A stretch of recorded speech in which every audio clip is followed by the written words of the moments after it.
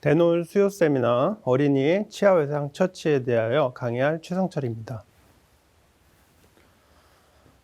저를 간단히 소개하자면 저는 경희대학교 소아치과 교실에서 근무하고 있습니다. 또한 대한스포츠치의학회 학술이사를 맡고 있습니다. 저는 세계치아외상학회 펠로우를 맡고 있는데 세계치아외상학회 펠로우들입니다. 저는 대한소아치과학회 총무이사를 맡고 있고 스포츠치의학회를 통해서 국가대표 진천 선수촌 주치를 맡고 있습니다. 여기 진천 선수촌인데 여기서 치과의료 봉사를 하고 있습니다. 제가 오늘 말씀드릴 내용은 서론을 조금 말씀드릴 거고 그 다음에 외상 차팅할 때 여러분들 좀 아시면 좋을 만한 내용들, 그리고 응급 처치에 있어서 순서라든지 하셔야 될 것들을 설명드릴 거고, 유치에 있어서 외상성 치아 손상에서 여러분들 몇 가지 관심 있어 할 만한 거 하고 정리하고 마치겠습니다. 여러분, 생각보다 아이들은 외상을 많이 당합니다. 이게 영구치열에서 외상인데 보통 적게는 9%에서 20%까지의 외상을 입고 있습니다. 그러니까 영구치열에서 외상은 5명 중에 1명 정도가 외상을 입는다고 생각을 하시면 될 것 같고, 유치열은 그거보다 조금 더 많이 나옵니다. 보통 한 15%에서 30%까지의 외상 발병률을 보이고 있습니다. 그러니까 3명 중에 1명이 다친다고 생각을 하시면 되죠. 저희 경희대학교 소아치과에서 10년간 외상 환자를 통계를 내봤는데 여기서 볼 만한 내용은 이제 어떤 외상이 주로 발생하느냐, 특히 이제 유치열에서의 외상을 봤을 때 치주 조직 손상이 많이 일어나는데 서브럭세이션이 상당히 많이 발생된다는 것을 볼 수 있었고, 치아 경조직 손상에서는 에나멜 프랙처랑 에나멜 덴틴 프랙처 위드 펄프 익스포저, 컴플리케이트 크라운 프랙처가 많이 발생되는 것을 볼 수 있었습니다. 여러분, 이제 차팅할 때 이제 좀 보셔야 될 내용들인데 요즘은 아무래도 이제 외상을 입는 장소에 대해서 여러분들 기재를 좀 하셔야 될 것 같습니다. 확실하게. 왜냐하면은 어느 장소에서 입느냐, 학교나 유치원 같은 경우는 다 이제 보험 관계, 법률적인 문제가 생기고, 마트도 마찬가지겠죠. 대형 쇼핑몰 같은 곳에서 다치더라도 다 이제 외상에 대한 보험이 있기 때문에 차팅을 초반에 할 때 어디서 다쳤는지 명확하게 얘기를 하셔야 되고요. 그 다음에 어떻게 치아 외상을 입었는지, 이 입는 외상의 종류에 따라서 보통은 입에 물고 넘어지지 않는 이상 앞쪽에서 다쳐서 치관이 이렇게 부러지겠죠. 치근이 부러지는 방향. 그러니까 어떤 식으로 외상을 입었는지, 또 인다이렉트 블로우로 해서 턱을 아래쪽으로 부딪혔을 때 상악 버칼 커스프하고 하악 링구얼 컷이 부딪히면서 아래쪽이 프랙처 되는 것을 볼 수가 있겠죠. 그래서 어떻게 다쳤는지 보는 게 중요하다고 생각합니다.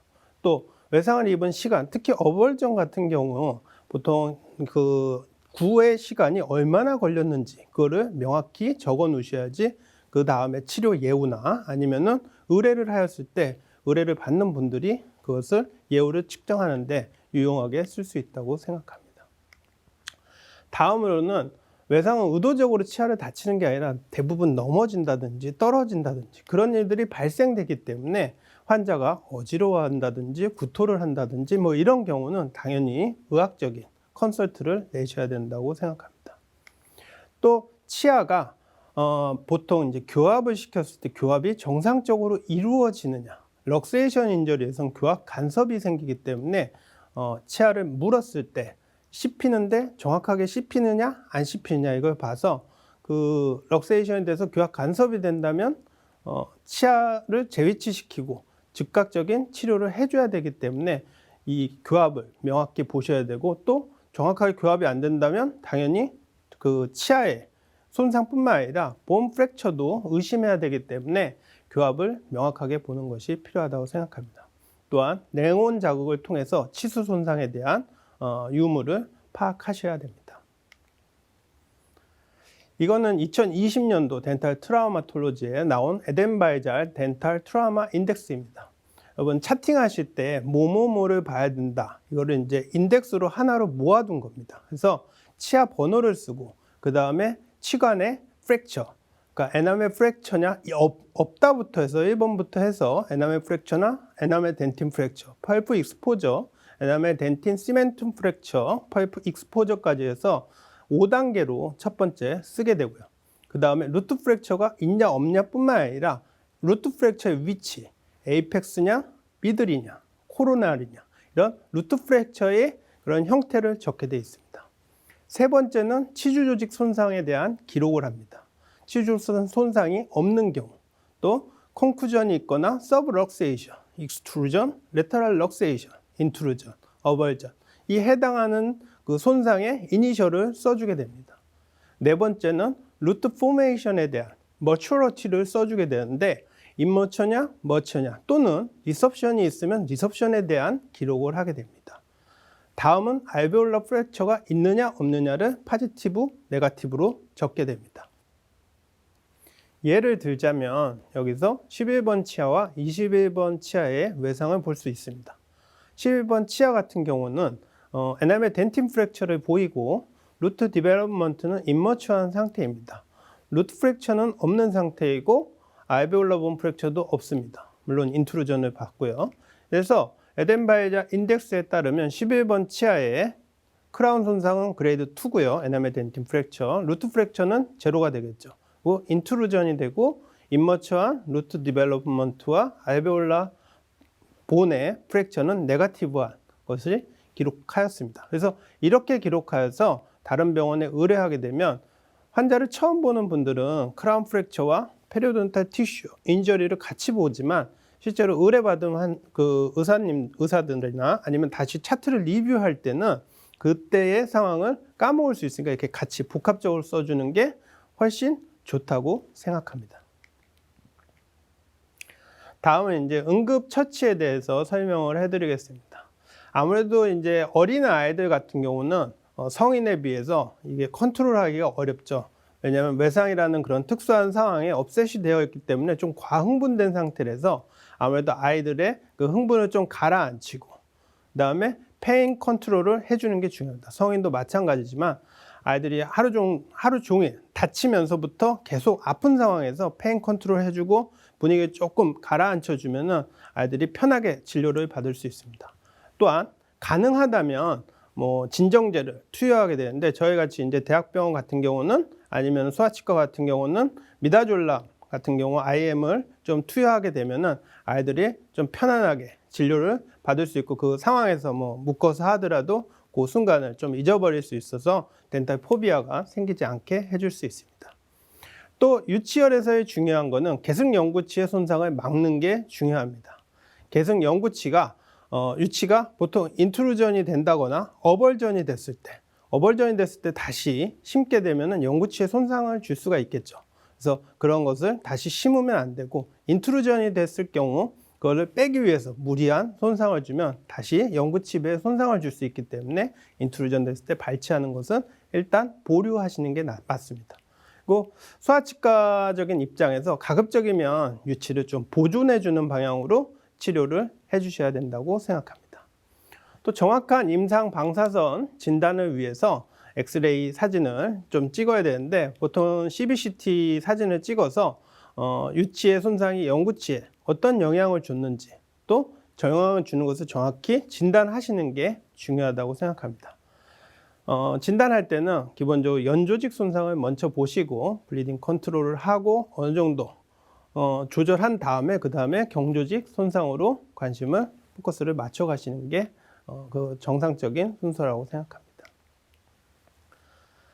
연조직 손상에 대해서 잠깐 보자면 컨투전이 있는 경우, 진탕이 있는 경우 내부 본 프랙처가 있는지 없는지 확인하시는 게 중요하고 어브레이전 같은 경우는 깨끗이 씻어주시는 게 좋고 라서레이션의 경우 조금 보셔야 될 게 보통은 애들은 잇몸이 연하기 때문에 잇몸이 말려서 들어가는 경우가 많습니다. 그래서 블리딩 컨트롤하고 그냥 보내시는 경우도 있는데 실질적으로 말려 들어간 티슈를 조금 당겨서 슈처를 해주시게 되면 치유가 엄청 빠르게 됩니다. 그리고 슈처를 할 때 끝부분보다는 좀 그로스하게 좀 넓게 따서 왜냐하면 티슈가 워낙 얇기 때문에 그 끝부분에 얇게 따시면은 찢어지기 때문에 좀 그로스하게 크게 따서 슈처를 해주시면 아무래도 치유가 빠르게 될 거라고 생각합니다.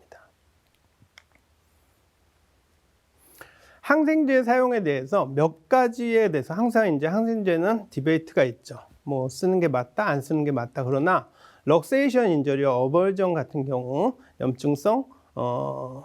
염증이 간염의 발생 가능성이 있다 하면 간염을 막기 위해서 항생제 사용을 추천하고 있고, 도포하는 국소적인 항생제 사용은 치수 재혈관화를 돕기 위해서 보통은 어벌전된 경우 독시나 미노 같은 계열을 치근부에 국소적으로 바르는 것은 치수 재혈관화에 도움이 된다고 하여 항생제 사용을 추천하고 있습니다.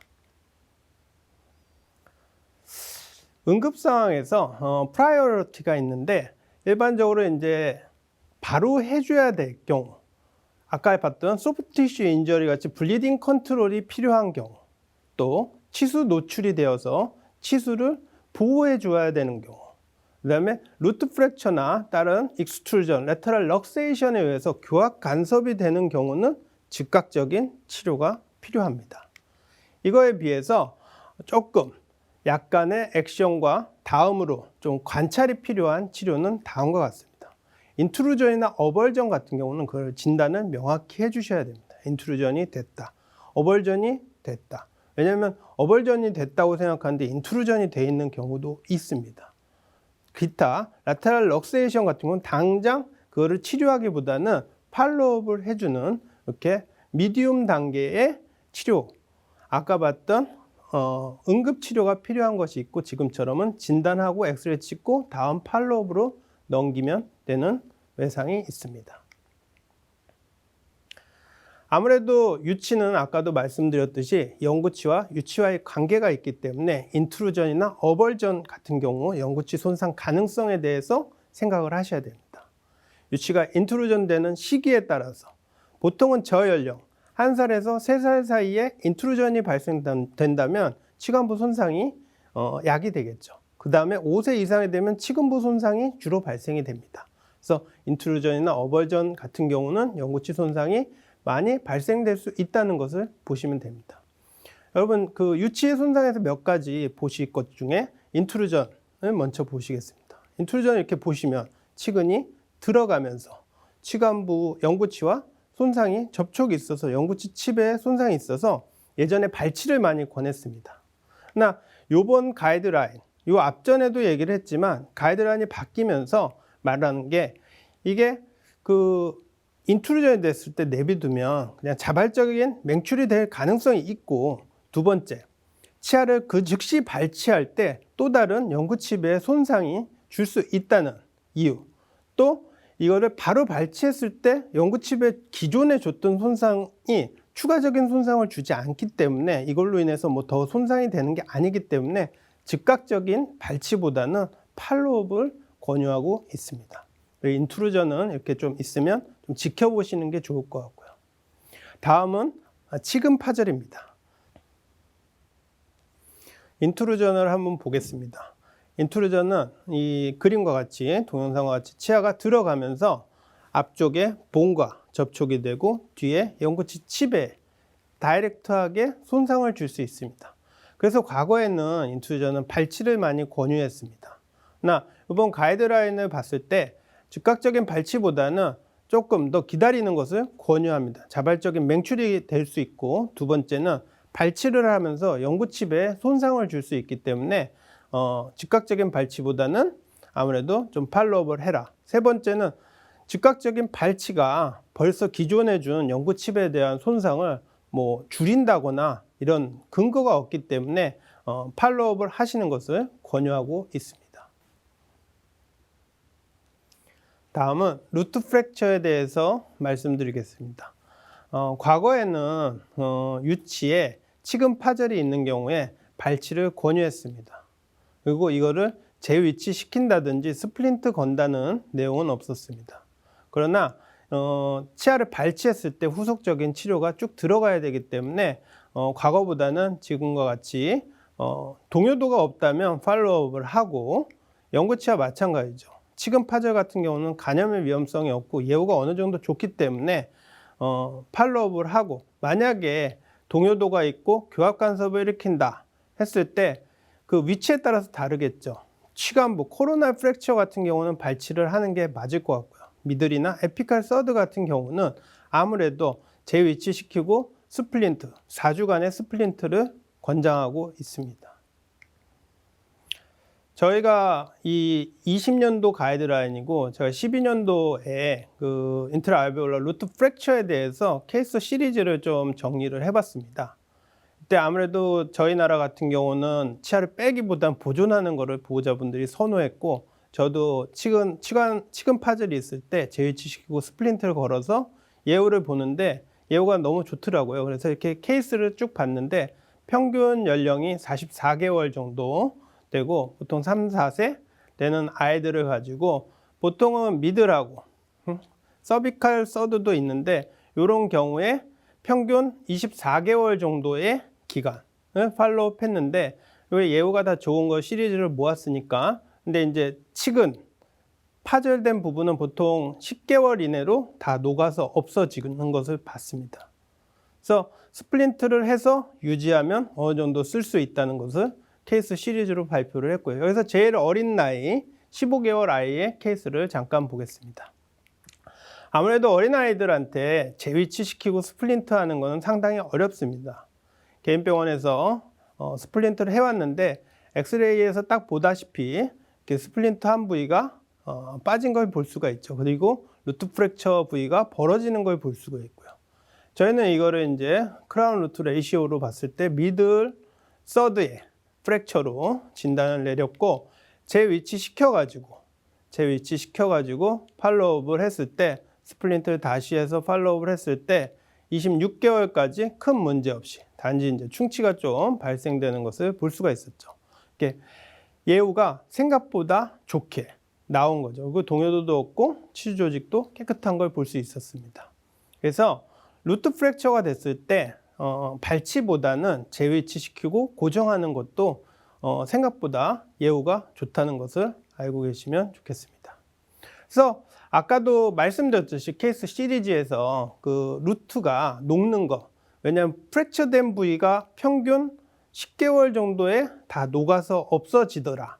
그래서 그 부분이 몽독해지는 걸 봤습니다. 그래서 이런 현상이 어떤 것이냐. 그래서 여기서 에이티피칼 루트 리섭션이라는 단어가 나옵니다. 이게 과거에도 계속 연구되던 건데 그런 형태도 이런 타입으로 1, 2, 3, 4 타입으로 이렇게 나오고 있습니다. 근데 루트 프랙처가 된 경우 지금 타입 3에 있는 것처럼 이렇게 몽독해지는 경우가 있는데, 과거에는 이게 교정력, 그러니까 썸서킹, 헤비추얼 썸서킹이 계속돼서 치아에 힘을 준다거나 패스파이어 같은 걸로 지속적인 힘을 줬을 때 에이티피칼 루트 리섭션이 나온다고 하였는데, 그거보다는 외상성 손상에 의해서 저희가 모르는 아이들이 보통 3명 중에 1명이 다치는 거고 혹은 병원에 오는 거고, 기본적으로 걸음마를 한다든지 집에서 부딪히면서 치아가 다치게 되면서 치근이 녹는 현상에 의해서 어느 날 사진 찍었는데 뿌리가 없는 거죠. 그래서 이런 현상이 에이티피칼 루트 리섭션이 나온다는 거죠. 그래서 여러분들 이제 정기검진을 이렇게 봤을 때 치근이 짧아 있는, 그리고 아까 봤던 뭉툭한 치근들이 있을 때 외상성 손상이 어릴 때 있었구나 라는 것을 예측할 수 있는 거죠. 그래서 이런 거를 보면 어릴 때 다친 경험이 있겠구나, 아니면은 헤비추얼 썸서킹, 그런 헤빗이 있었구나라고 둘 중에 하나로 보시면 될 것 같습니다. 다음은 치관 변색에 대해서 설명을 해드리겠습니다. 보호자분들이 많이 이런 CC로 많이 내원하죠. 치아색이 변했어요. 치아가 까매졌어요. 이런 식으로 많이 내원하게 되는데 이런 경우 성인 같은 경우는 명확한 이벤트가 보통 있습니다. 본인들이 기억하고 넘어졌다거나 싸웠다거나 부딪혔다거나 그러면서 치아색이 변했어요 라고 오는데, 아이들 같은 경우는 외상의 그 순간을 놓칠 수가 있습니다. 뭐 항상 울거나 아니면은 자기 혼자 부딪히고 넘어가거나 이렇게 됐을 때 저 같은 경우도 이때는 치료보다는 보통 이렇게 빨갛게 변했는데 이렇게 기다리면 자연색으로 돌아오죠. 보통은 3개월에서 5개월 정도 지켜보는 게 맞습니다. 그러나 이게 색깔이 많이 변했을 때, 까맣게 변했을 때는 심미적인 문제가 있겠죠. 그래서 색깔이 너무 어두워서 미워요, 이럴 때는 신경치료하고 치관부 수복을 해주기도 하고, 아니면은 주기적으로 엑스레이를 찍어서 근담부에 에피칼 리전이 생기는 것 같다, 리섭션이 있다 그러면 진행이 많이 되기 전에 신경치료를 해서 치아를 살리는 방향으로 합니다. 이거에 대해서 연구한 홀란이라는 사람이 몇 가지 논문을 썼는데, 대부분 치관 변색은 스터라일 네크로시스라고 해서 간염원이 적다는 거죠. 아니면은 로우 바이올런스한 마이크로 오르가니즘에 의해서 인펙션이 됐기 때문에 굳이 신경치료할 필요는 없다라고 얘기를 하고 있습니다. 근데 여기서 굳이 할 필요가 없다는 건지 필요하면은 해야 된다는 거는 꼭 기억하고 계셔야 될 것 같습니다. 다음은 이제 보호자분들한테 해줘야 될 얘기입니다. 아무래도 외상을 입으면 소프트 다이어트를 한 2주 정도 시키는 게 좋고요. 더 중요한 거는 그 외상 부위에 그 명확하게 그 구강 위생을 유지하는 거가 제일 중요하다고 생각합니다. 왜냐면 간염원을 줄이는 게 아까도 얘기했듯이 간염이 없다면 예후가 좋은 거기 때문에 항상 구강 위생을 지키게 하고 클로로헥시틴 가글을 시켜가지고 뭐 헥사메딘이나 아니면 기타 모모 같은 제품들을 써가지고 구강 위생을 좀 확실하게 해주는 게 좋고요. 어린아이들 같은 경우 패시파이어를 쓴다거나 썸서킹이 있다거나 그런 습관이 있으면 그 습관을 좀 차단하도록 해주고, 치아를 계속 만져보는 아이들이 있어요. 계속 흔들어서. 그래서 흔들지 못하게 해야 됩니다. 그리고 만약에 그 부위에 스웰링이 있다거나 치아가 동요도가 있다거나 피스툴라가 생긴다면은 당연히 치과에 내원하게 해주셔야 합니다. 제가 장황하게 많은 설명을 드렸는데, 저희 덴탈 트라우마톨로지 그쪽 학회에서 치아를 살리는 투스 SOS라는 어플을 좀 만들었습니다. 어플을 만들어서 응급 상황에서 어떤 식으로 치료를 해야 되는지, 보통은 이제 투스 SOS를 치게 되면은 덴탈 트라우마톨로지 거기서 만든 가이드라인, 뭐 치아가 빠졌을 때는 어떻게 하고 부러졌을 때는 어떻게 하고, 또 여기에 가이드라인을 찾아볼 수 있게, 최신 가이드라인을 찾아볼 수 있게 이렇게 하였고, 아이덴티 웹사이트로 연결시켜 주고 있습니다. 그래서 추가로 궁금하신 게 있으면 이 어플을 깔아서 한번 확인해 보시면, 또 필요할 때 가이드라인을 찾아보시면 유용할 거라고 생각합니다. 네, 지금까지 강의를 청취해 주셔서 감사합니다.